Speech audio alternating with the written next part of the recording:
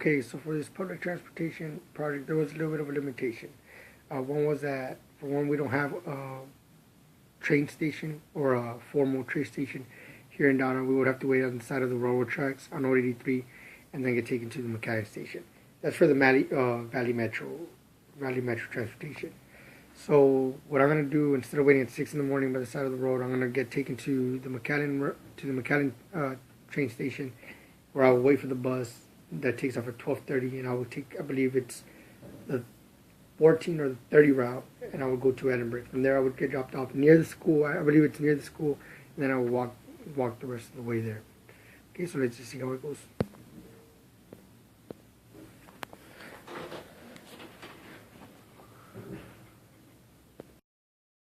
Okay, so it is about 12:23. I'm here in the downtown McAllen. So I got here about 12 o'clock. It took me about 20-30 minutes just to get information on where I was supposed to go for the bus station. So it was a little bit hectic. So so far it hasn't been the easiest experience, but maybe it's just the fact that I'm not used to it. It's something kind of new to me. Other than that, I mean,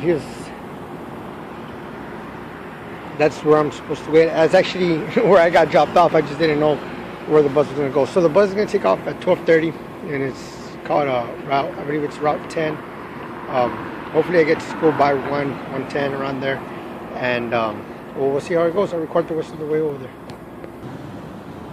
Okay, so I'm here in the bus station, and I'm seeing that, I mean, this bus station is actually quite comfortable. There's TVs, and there's benches, there's a lot of shade, protecting the weather. Nothing like back down, waiting on the side of we have to wait on the side of the railroad. It's not even a designated bus station. But I mean, this is fairly comfortable. I believe that the rates are pretty cheap as well. You just pay the bus driver $1 and you go from McAllen to Edinburgh. It's a lot cheaper than gas.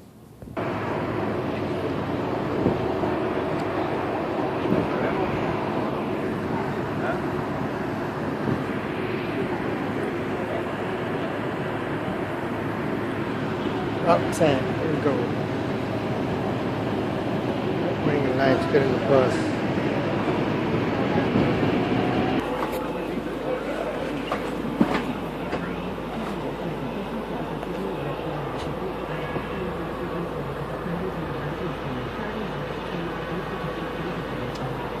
Alright, so we just got on the bus.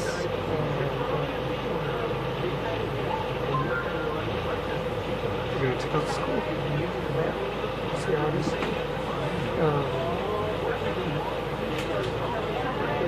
I mean, they're pretty comfortable. The bus is quite comfortable.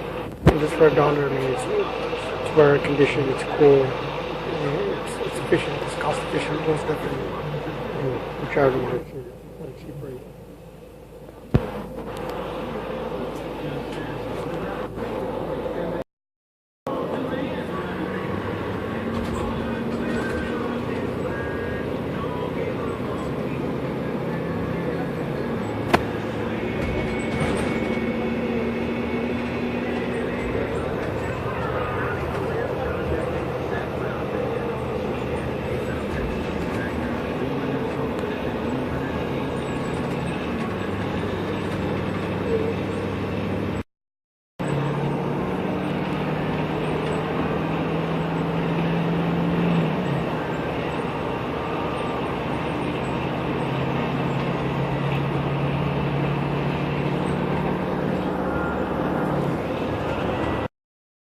Okay, so it's 1:10 and I'm back. I'm still on the bus. I believe I'm like halfway there. So I'm most definitely going to be late to class on this one. So another thing that I learned a little bit of the hard way with the bus is that you have to plan a lot more than just an hour ahead, apparently, or 40 minutes. Maybe you make this take you an hour or two before to get to your destination. Okay, I'm on my way. Okay, so it is 1:21 and I just got to class. I mean, I just got to Panama. We just got dropped off, so I'm on my way. On my way to class. I'm a little late. The bus driver, it was all right. I mean, it was getting kind of crowded at the end. He does do a lot of turns, so like I said, it's best to get the route, not the one right before your class starts. If I were to do this again, but I'd probably get the one, two proceedings before my class starts. I think that the second prior to that, I think it was like at 10:30 or whatever. Still at, so you do have to plan ahead. Other than that, I mean, it wasn't too much of a bad experience or a hassle. It was just something that I wasn't used to. I was a little bit out of my comfort zone, especially with so many people. It got real crowded at one point that I just felt kind of weird even recording. But I'm already here in class. All right, so already into class.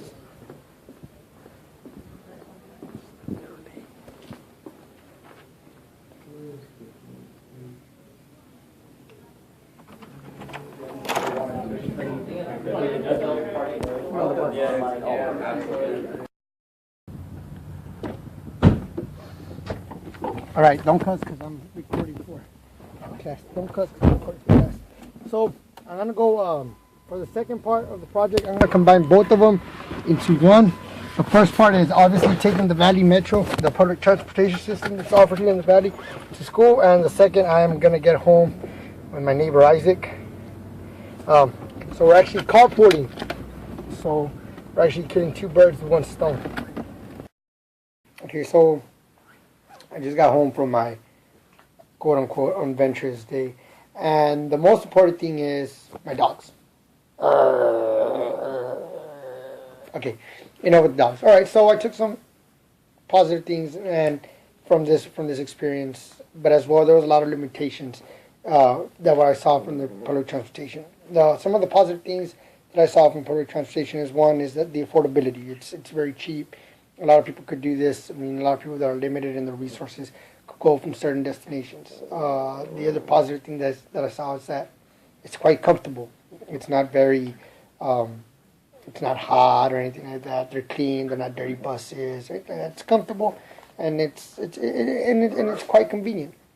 But there are a lot of limitations. One of the limitations is that it's quite inconvenient. To travel. The system's a bit small from what I've seen, and it could be made a lot bigger. It could be expanded to facilitate people to look for jobs or to go to school. For example, my commute with public transportation to go to school, I have class at 1:10. I would have to get into the bus in Donna like around 6:30.